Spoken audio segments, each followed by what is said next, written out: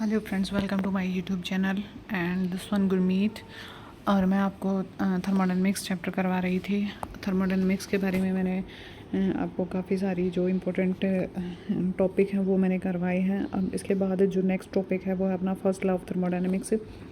First law of thermodynamics किस पे काम करता है? That works on conservation of energy. मतलब कहने का ये है कि थर्मोडायनेमिक्स है वो हमें कंजर्वेशन ऑफ एनर्जी के बारे में बताता है कि किसी भी सिस्टम की जो एनर्जी है वो हमेशा कंजर्व रहेगी। हम इसको एक फॉर्म से दूसरी फॉर्म में ट्रांसफ़र तो कर सकते हैं, लेकिन एनर्जी को ना तो जो है क्रिएट किया जा सकता, ना इसको डिस्ट्रॉय किया जा सकता। ये है कंजर्वेशन ऑफ एनर्जी। और उसको कौन एक्सप्लेन करता है? थर्मोडायनेमिक्स का फर्स्ट लॉ एक्सप्लेन करता है। अब यहाँ से एक चीज़ देख रहे हैं आप लोग, delta Q is the change in heat energy और heat given to the system that is equal to work done plus internal energy. या फिर आपको दूसरे तरीके से भी दे सकता है, change in internal energy will be equal to work done, difference between the work done and heat, difference between the work done and heat minus work done हो जाएगा, उल्टा हो जाएगा। यहाँ माइनस हो जाएगा और यहाँ पे प्लस हो जाएगा। हीट माइनस वर्क डन हो जाएगा। Change in internal energy, difference between the heat and work done is change in internal energy. और या फिर आप इस तरीके से भी लिख सकते हैं, किसी भी तरीके से लिख ले, लेकिन इसको कंफर्म याद रखना, क्योंकि कई बार असर्शन और रीज़न वाले टॉपिक में ऐसे स्टेटमेंट लिख के दे देगा। और दूसरी यही क्वेश्चन, ये पूरा एक क्वेश्चन बनता है। यहाँ से क्वेश्चन देगा आपको कि फर्स्ट लॉ ऑफ थर्मोडायनेमिक्स के रिगार्ड में कौन सी चीज़ सही है, ये या फिर रीज़न या असर्शन में कौन सी चीज़ सही है या गलत है। तो उसमें कौन सी चीज़ सही या गलत है भाई आपकी? तो एक लिख देगा आपको, वो कंजर्वेशन ऑफ एनर्जी पे काम करता है या कंजर्वेशन ऑफ चार्ज पे काम करता है, किसी और कंजर्वेशन पे, मतलब जो है मैकेनिक्स को फॉलो करता है। तो ऑब्वियसली किसको फॉलो करता है? कंजर्वेशन ऑफ एनर्जी को फॉलो करता है, कंजर्वेशन ऑफ एनर्जी।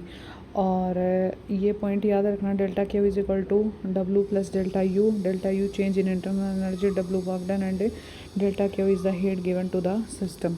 इसके बाद आपका नेक्स्ट आता है, क्वेश्चन ही दे रखा है। क्वेश्चन क्या दे रखा है? क्वेश्चन दे रखा है इंटरनल एनर्जी चेंज हमें निकालना है किसी भी सिस्टम का। और इंटरनल और सिस्टम की हीट दी हुई है किलो कैलोरी में और वर्क डन दिया है। और यहाँ पे हीट को एब्जॉर्ब किया है, तो ऑब्वियसली एब्जॉर्ब जो हीट होगी वो प्लस होती है। अगर रिलीज़ की जाएगी हीट सिस्टम के द्वारा तो वो नेगेटिव होती है। एब्जॉर्ब हीट पॉजिटिव होती है। Work done by the system अगर होगा तो पॉजिटिव होगा, और work done on the system होगा तो वो क्या हो जाएगा? नेगेटिव हो जाएगा। तो यहाँ पे work done positive and heat भी आपकी पॉजिटिव है। तो बस हमें इंटरनल एनर्जी निकालनी है। डेल्टा क्यू की वैल्यू पुट कर देते हैं। एक और बात है, अगर हमें कैलोरी, यहाँ पे कैलोरी दे रखा है और हमें जो वर्क है, वर्क हमें जूल में दे रखा है। इसको थोड़ा छोटा कर देती हूँ मैं। वर्क जो है हमें जूल में दे रखा है। यहाँ पे इसकी यूनिट आपको देख रहे हो, वर्क डन आपको जूल में दे रखा है। तो ऑब्वियसली हीट को भी हम जूल में चेंज करेंगे। तो एक जो कैलोरी है वो बराबर होता है 4.2 जूल के। तो 4.2 जूल से हम इसको मल्टीप्लाई करेंगे और 2 गुना 10 की पावर, किलो को अगर कन्वर्ट करेंगे तो 10 की पावर 3 से गुना हो जाएगा। 10 की पावर 3 गुना 4.2 ये वैल्यू आ जाएगी, और साथ में वर्क डन की वैल्यू पुट कर देंगे तो इंटरनल एनर्जी की वैल्यू यहाँ से आप निकाल सकते हैं। इसके बाद नेक्स्ट क्वेश्चन दे रखा है, अगर क्यू, ई और डब्ल्यू रेस्पेक्टिवली डिनोट करते हैं हीट को, heat added, change in internal energy और वर्क डन एक क्लोज्ड साइक्लिक प्रोसेस में। तो किसी भी साइक्लिक प्रोसेस की अगर हम बात करते हैं, साइक्लिक प्रोसेस की अगर हम बात करते हैं तो यहाँ पे आप लोग देख रहे हैं साइक्लिक प्रोसेस है। इसमें सिर्फ एक ही डायरेक्शन में है। अगर एक बार लास्ट टाइम हमने क्वेश्चन पढ़ा था, उसमें एक बार जो वर्क है वो क्लॉकवाइज था और आधे हिस्से में जो वर्क था वो एंटी क्लॉकवाइज था। तो क्लॉकवाइज के कारण वर्क पॉजिटिव, एंटी क्लॉकवाइज के कारण वर्क नेगेटिव, और दोनों में सेम वर्क था, तो ये ज़ीरो हो गया। अगर कुछ इस टाइप से होता तो वर्क साइक्लिक प्रोसेस में ज़ीरो हो जाता, लेकिन यहाँ पे हमारा जो सिर्फ एक ही डायरेक्शन में जा रहा है, और वो भी कौन सा है, क्लॉकवाइज डायरेक्शन है। वो मैटर नहीं करता कि कौन से डायरेक्शन है, हमारा यहाँ पे क्लॉकवाइज जो है डायरेक्शन है और एक ही डायरेक्शन में है, तो वर्क डन यहाँ पे ज़ीरो नहीं होगा। साइक्लिक प्रोसेस के लिए वर्क डन ज़ीरो नहीं होता, और जो हीट है वो भी ज़ीरो नहीं होती, लेकिन जो इंटरनल एनर्जी होती है वो साइक्लिक प्रोसेस के लिए ज़ीरो होती है। ये बहुत ज़्यादा इंपॉर्टेंट है। और जो इंटरनल एनर्जी होती है सिस्टम की, वो डिपेंड करती है टेम्परेचर पे। Internal energy of system depends upon a temperature, ठीक है। चलो इसके बाद नेक्स्ट जो आता है आपका क्वेश्चन नंबर 25 है यहाँ पे। इससे पहले के क्वेश्चन मैं आप लोगों को पिछली वीडियो में भी करवा चुकी हूँ।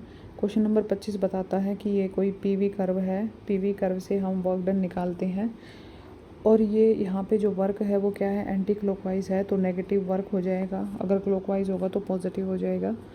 और दूसरा यहाँ पे साइक्लिक प्रोसेस के लिए जो हमने देखा था internal energy for cyclic process, वो क्या हो जाएगी, ज़ीरो।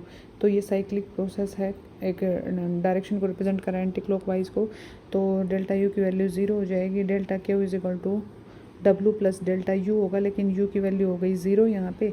तो डेल्टा क्यू है जो heat added to the system, जो हमें निकालनी है, या heat released to the system है, मतलब कुल मिला के हीट हमें निकालनी है। वो अभी हम डिसाइड करेंगे कि वो ऐड की है या रिलीज़ की है। वो वर्क डन के इक्वल हो जाएगी, हमें यहाँ से हीट निकालनी थी। तो इंटरनल एनर्जी ज़ीरो हो गई, heat released by the gas that is equal to P into delta V होता है। अगर हमें वर्क डन का पता हो क्या वर्क डन हमें निकालना है, यहाँ पे वर्क डन क्या होता है, P इंटू डेल्टा वी होता है। Delta V is change in volume. Volume कितना है, यहाँ पे वॉल्यूम है 2V, देख पा रहे हो यहाँ से V से 3V के बीच में वॉल्यूम हो जाएगा 2V, और प्रेशर हो जाएगा P से 2P के बीच में P, तो P इंटू 2V हो जाएगा, और माइनस साइन आएगा साथ में क्योंकि एंटी क्लॉकवाइज वर्क है, तो एंटी क्लॉकवाइज वर्क के लिए नेगेटिव। और यहाँ पे अगर Q की वैल्यू नेगेटिव आ गई, इसका मतलब हीट रिलीज़ की गई है सिस्टम के द्वारा, ठीक है। चलो इसके बाद नेक्स्ट है आपका क्वेश्चन नंबर 26। खूब ढेर सारे क्वेश्चंस की आपकी प्रैक्टिस हो रही है, इनको रिवाइज़ कर लेना, इतना बहुत है। और जो भी नोट्स मैं करवा रही हूँ मैं आप लोगों को, ये पढ़ लो, और साथ में जितने क्वेश्चन करवा रही हूँ इनको प्रैक्टिस कर लेना। इसके अलावा PYQ कर लेना, बहुत ज़्यादा है, इनफ है ये आपका सिलेक्शन के लिए। क्वेश्चन नंबर 26 बताता है आपको कि A to B via 3 different process हैं। A से B 3 अलग अलग पाथ दे रखे हैं, 1 2 3, जिनकी अलग अलग हमें हीट एनर्जी बता रखी कि फर्स्ट कर्व है उसके अलोंग जो हमारी हीट Q1 है, सेकंड के अलोंग Q2 है, थर्ड कर्व के अलोंग इंटरनल एनर्जी भी अलग है और हीट एनर्जी भी अलग है। इंटरनल एनर्जी दे रखी है इन पाथ्स के अलोंग, 3 प्रोसेसेस के along, delta U1, delta U2, delta U3। तो हमें निकालना है, कुल मिला के हमें बताना है, रिलेशन बतानी है। ऑप्शंस में दे रखा था, वो ऑप्शंस मैं उठा के नहीं लेके आई, सीधा बता रही हूँ मैं आपको। रिलेशन बतानी है कि किसके लिए इंटरनल एनर्जी ज़्यादा होगी और किसके लिए हीट एनर्जी ज़्यादा होगी। सबसे पहली बात कल मैंने बताया था, जो ये वो सबसे ऊपर वाला कर्व होता है उसके लिए वर्क डन क्या होता है, सबसे ज़्यादा होता है। जिसका वर्क डन सबसे ज़्यादा होगा उसके लिए हीट एनर्जी ज़्यादा होगी। तो आप लोग यहाँ पे देख पा रहे हो कि 1 के लिए हीट एनर्जी क्यों ऐसा क्यों होगा, वर्क डन 1 के लिए क्यों ज़्यादा होगा, क्योंकि इसके अंडर जो एरिया होगा वो इतना ज़्यादा होगा 1 के अक्रॉस। और अगर मैं बात करूँ 2 की, अगर कर्व 2 की मैं बात करती हूँ, ये हो गया 2, तो इसके अक्रॉस इतना एरिया हो जाएगा। तो इस पहले के कंपेयर में ये वाला एरिया तो रह गया ना, ये वाला एरिया ज़्यादा है पहले में, तो इसका मतलब 2 में एरिया और कम हो गया। अब बात करते हैं हम 3 की, तो 3 को देखते हैं, तो 3 के अंडर सिर्फ इतना ही वर्क डन आएगा जो इन तीनों से कम है। तो इसका मतलब heat energy for first is most, सबसे ज़्यादा है वो, ठीक है। फिर 2 की है, फिर 3 की है, मतलब कम होती चली जाती है एज़ पर वर्क डन। और अगर हम बात करते हैं इंटरनल एनर्जी की, और हाँ ये बात भी है, यहाँ से आप प्रूव कर सकते हैं कि ऐसा क्यों है कि इंटरनल एनर्जी जो है, सॉरी भाई कैंसल, इंटरनल एनर्जी जो है सॉरी हीट एनर्जी वर्क पे क्यों डिपेंड कर रही है, क्योंकि इंटरनल एनर्जी साइक्लिक प्रोसेस की मैंने थोड़ी देर पहले ही बताया था क्या होती है, ज़ीरो होती है इन, या फिर हम किसी भी पाथ की बात करें, ये यहाँ पे साइक्लिक प्रोसेस तो नहीं ले रहे हम, यहाँ पे हम पाथ के ऊपर डिपेंडेंसी देख रहे हैं इंटरनल एनर्जी की, कि इंटरनल एनर्जी है वो पाथ इंडिपेंडेंट होती है, इनिशियल और फाइनल पोजीशन पर डिपेंड करती है। तो सभी के लिए इंटरनल एनर्जी क्या हो जाएगी भाई, सेम हो जाएगी, सबके लिए इंटरनल एनर्जी सेम हो जाएगी। तो वर्क डन जो है वो डायरेक्टली डिपेंड करेगा हीट पे, ठीक है। तो इंटरनल एनर्जी सबकी सेम हो जाएगी, और जो हीट है वो कैसे क्या कुछ चेंज हुई वो मैंने आपको बता दी है। अब आता है क्वेश्चन नंबर 27। क्वेश्चन नंबर 27 बताता है कि कोई गैस है वो ए, बी और सी प्रोसेस के थ्रू ए से लेकर सी तक पहुंचती है, और एक बार वो ए से सी डायरेक्टली इस प्रोसेस से पहुंचती है, ठीक है। ये दो प्रोसेस हैं अलग अलग। ए से बी तक जाता है 400 जूल वर्क किया है, जब बी से सी पे जाता है तो 100 जूल वर्क किया है। ए से बी पे जाता है 400 जूल वर्क किया है, बी से सी पे जाता है तो 100 जूल काम किया है। एडिट टू द सिस्टम बता रहे हैं ये स्टेटमेंट के हिसाब से। जब एक गैस है ए से हमारी सी की तरफ जाती है तो in this process A B में 400 joule of heat is added to the system, and in process B C 100 joule heat is added to the system. The heat absorbed by the system in the process AC, इस system की heat energy निकालनी है हमें, ठीक है। पहली बात तो एक हम निकाल सकते हैं इसको, दो मेथड से हम इसको जो है निकाल सकते हैं। एक तो है आपको पता है कि delta U is equal to W plus क्या होता है, change in internal energy is equal to minus W plus क्या होता है, या फिर हम इसको एग्जैक्ट अगर लिखें तो लिखेंगे Q माइनस W हो जाएगा, ठीक है। और अब दोनों प्रोसेसेस के लिए हीट क्या हो, इंटरनल एनर्जी क्या होगी, सेम। फॉर फर्स्ट प्रोसेस के लिए भी और सेकंड प्रोसेस के लिए भी हीट क्या हो जाएगी आपकी, सेम हो जाएगी। चलो अब हम फर्स्ट हमने लिखा डेल्टा U1, फिर हम दूसरे के लिए लिखते हैं delta U2 is equal to Q2 minus W2। अब ये WU1 मतलब internal energy of first process और सेकंड प्रोसेस की सेम है, तो इसका मतलब हम इन दोनों को इक्वल कर सकते हैं। और हमें हीट निकालनी है दूसरे प्रोसेस के लिए। पहले प्रोसेस के लिए तो हमें दे रखी है 400 जमा 100 टोटल 500 हो जाएगी, और उसका वर्क डन हम निकाल लेंगे। इसका वर्क डन हम कैसे निकालेंगे, इसका वर्क डन हम पहले प्रोसेस के लिए निकालेंगे area under this curve represent work done, और दूसरे प्रोसेस के लिए भी हम ऐसे ही निकाल लेंगे। ए सी के क्रॉस जब हमें वर्क निकालना है तो ये हो जाएगा area under this curve represent the work, बस। और पहले के प्रोसेस के लिए जो एनर्जी दे रखी है, टोटल हीट एनर्जी दे रखी है वो 500 जूल दे रखी है, तो दूसरे प्रोसेस की रह जाएगी खाली, बस, ठीक है। एक मेथड तो है ये, और जो दूसरा मेथड है वो है आपका थोड़ा छोटा कर लेते हैं स्क्रीन को ताकि दिख जाए आपको, कि ABC प्रोसेस को जब हम फॉलो कर रहे हैं, ABC प्रोसेस को जब हम फॉलो कर रहे हैं ABC, तो वर्क डन क्या है, area under P V curve होगा, work done of A B plus B C, यहाँ से यहाँ तक गए तो इसका एरिया। अब ए बी प्रोसेस के अक्रॉस जो वर्क डन होगा वो क्या हो जाएगा, ज़ीरो हो जाएगा इस प्रोसेस के अक्रॉस है, क्योंकि यहाँ पे कोई एरिया कवर तो हो नहीं रहा है। यहाँ पे जो डेल्टा वी है, वर्क डन क्या होता है, पी इंटू डेल्टा वी होता है, और डेल्टा वी कितना है यहाँ पे 0 है, तो इसका मतलब इसके अक्रॉस वर्क क्या हो जाएगा, 0, किसके, ए बी के अक्रॉस। अब वर्क डन हमें निकालना है बी सी के अक्रॉस, बी सी के अक्रॉस निकालेंगे तो ये इसके अंडर कर्व जो एरिया होगा उसको उससे निकालेंगे। यहाँ से v की वैल्यू हो गई ये 4 × 10⁻³ में से 2 × 10⁻³ निकालेंगे, ये जो हमारी लेंथ निकलाएगी तो ये वैल्यू है 2 × 10⁻³ ऐसे ही हम प्रेशर निकाल लेंगे 4 × 10⁻, यहाँ से 6 - 2 × 10⁻⁴ निकलेगा, तो 4 × 10⁻, आपकी सॉरी ये तो पूरा हो जाएगा क्योंकि पूरा एरिया हमें यहाँ तक एरिया निकालना है ना, ठीक है ना। पूरा ये यहाँ तक एरिया है, तो यहाँ तक ये कितना है भाई, प्रेशर की वैल्यू कितनी है 6 × 10⁴। ठीक है, तो कुल मिला के P × डेल्टा V है, उसकी वैल्यू हम पुट करेंगे P × डेल्टा V की। तो प्रेशर आपका 6 × 10⁴ है और वॉल्यूम हो जाएगा 2 × 10⁻⁻10 और यहाँ से वर्क डन निकाल लेंगे। अब यहाँ से हमने वर्क डन निकाल लिया, तो बस वैल्यू पुट कर देंगे हम उस इक्वेशन में। Delta Q is equal to, आपको पता है कि डेल्टा Q किसके इक्वल होता है, W + डेल्टा U के इक्वल होता है। अब डेल्टा Q कितना है, अभी अभी मैंने बताया था आपको कि 500 जूल है टोटल, क्योंकि 400 जूल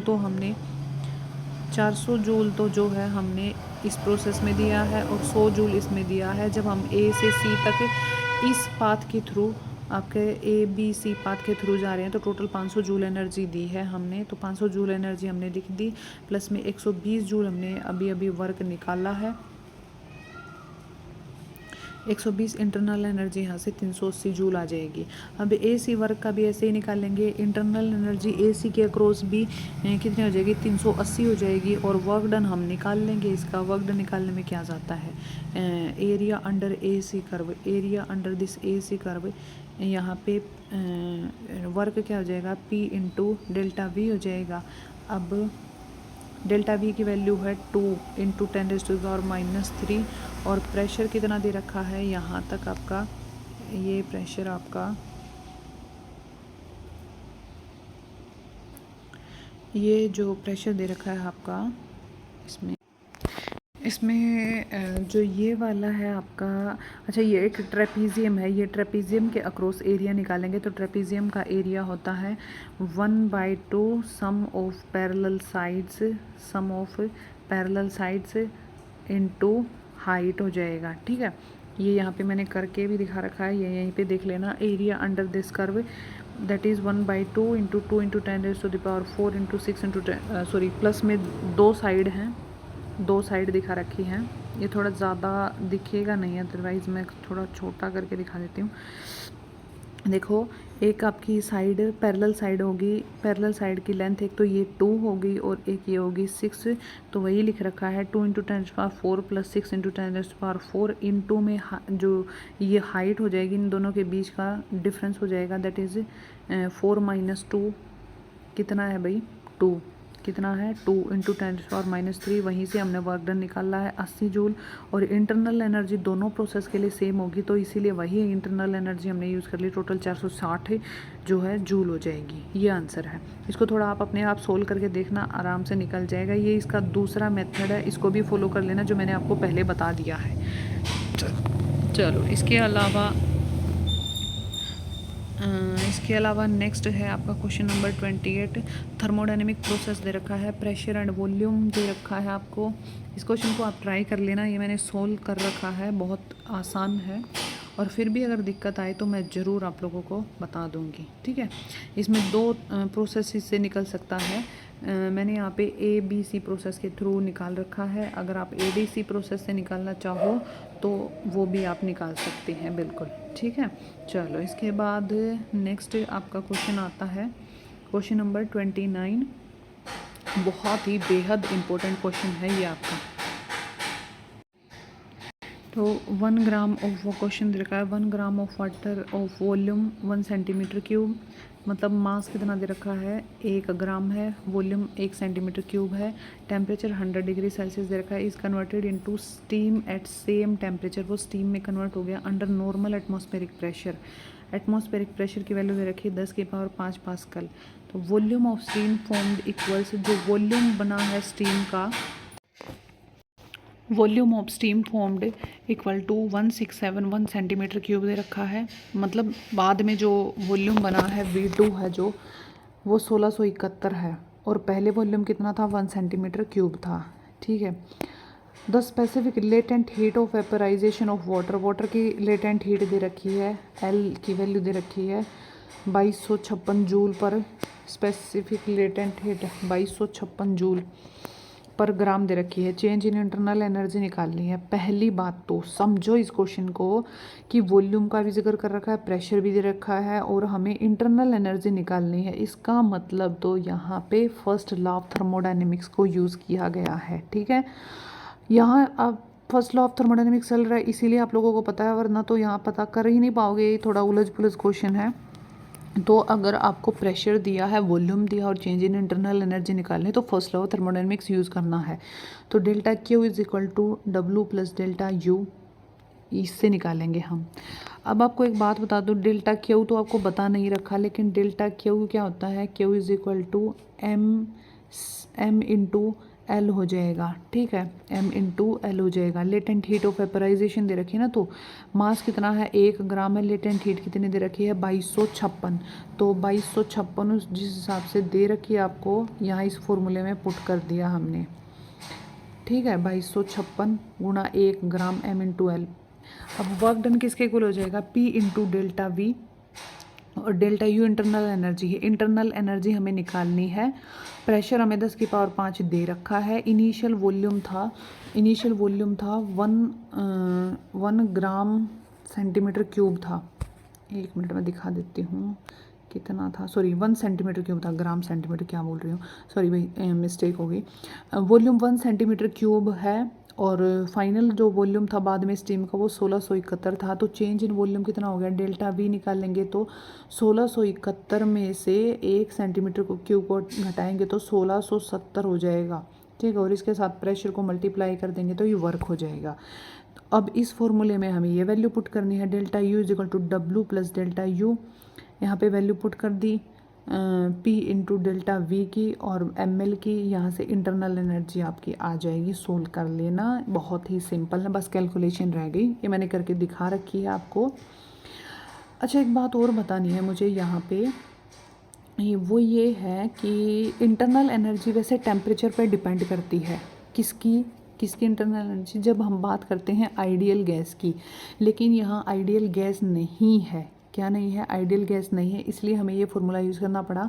अदरवाइज़ हम डायरेक्टली इंटरनल एनर्जी को फाइंड करने के लिए हम ये भी यूज़ कर सकते थे, NCV डेल्टा T, लेकिन ये आइडियल गैस का कॉन्सेप्ट यहाँ पे नहीं है, तो इसलिए हम ये यूज़ नहीं करेंगे। यहाँ पे हम ये वाला मेथड यूज़ करेंगे वर्क डन के लिए, delta Q is equal to delta U plus delta W, ठीक है। ऐसा ही एक और नेक्स्ट क्वेश्चन है, सेम एग्जैक्टली ऐसे ही है, बिल्कुल बहुत प्यारा क्वेश्चन है। इसमें बल्कि आपको कुछ जो हीट है वो दे रखी है। सैंपल है 0.1 ग्राम ऑफ वाटर है, 100 डिग्री सेल्सियस है, एंड नॉर्मल प्रेशर दे रखा है, requires 54 kilo calorie of heat energy to convert to steam at 100 degree Celsius if volume of the steam produce is this one, the change in internal energy. अब की बार आपको delta Q की value दे रखी है, डेल्टा क्यू की value वही आपको दे रखी है 54, लेकिन कैलोरी में दे रखी है, जूल में बदलो 4.2 से गुना कर दो, और P इंटू डेल्टा वी की भी वैल्यू पुट कर दो। P की वैल्यू कितनी दे रखी है 10⁻5 दे रखी है, और डेल्टा वी कितना हो जाएगा, अब की बार 167.1 फाइनल वॉल्यूम है, तो V2 minus V1 delta we बताएगा, क्योंकि P इंटू डेल्टा वी में हमें यहाँ पे पुट करना है, माइनस में 0.1 ग्राम हो जाएगा, साथ में क्या हो जाएगा 0.1 ग्राम, तो यहाँ से 167 आ जाएगा, और गुना में 10⁻5 आपका प्रेशर, और प्लस में internal energy delta U is equal to heat निकालिए 54 गुना 4.2, यहाँ से डेल्टा यू की वैल्यू आपकी निकल जाएगी, ठीक है। चलो यहाँ पे आपकी वीडियो फिनिश होती है, मतलब फर्स्ट लॉ ऑफ थर्मोडायनेमिक्स के बारे में जितना जो कुछ था वो मैंने आप लोगों को बता दिया है, इंक्लूडिंग क्वेश्चंस। इससे बेहतर देखो, मेरे पास एक कमी है कि मैं फ़ोन से वीडियो बना रही हूँ, क्योंकि अभी मैं इसी से बना सकती हूँ, मेरे पास कोई और ऑप्शन नहीं है, तो इसलिए वीडियो बनाने में मुझे प्रॉब्लम हो रही है। थोड़ा बहुत आपको समझने में अगर दिक्कत हो तो प्लीज़ कोऑपरेट कर लेना। अगर आप कोऑपरेट करोगे, आपको वीडियो पसंद आएंगी, तो ज़रूर मैं फिर मोड चेंज करेंगे अपना, कुछ और कैमरा वैमरा लेके आएंगे। तब तक आप ऐसे ही पढ़ लीजिए, और अगर आपको नोट्स चाहिए हों तो बने बनाए नोट्स हैं विद क्वेश्चन से, सिर्फ इतना कर लेना, आपका एस्टेट 100% क्लियर हो जाएगा, ठीक है। थैंक यू, मिलते हैं नेक्स्ट वीडियो में।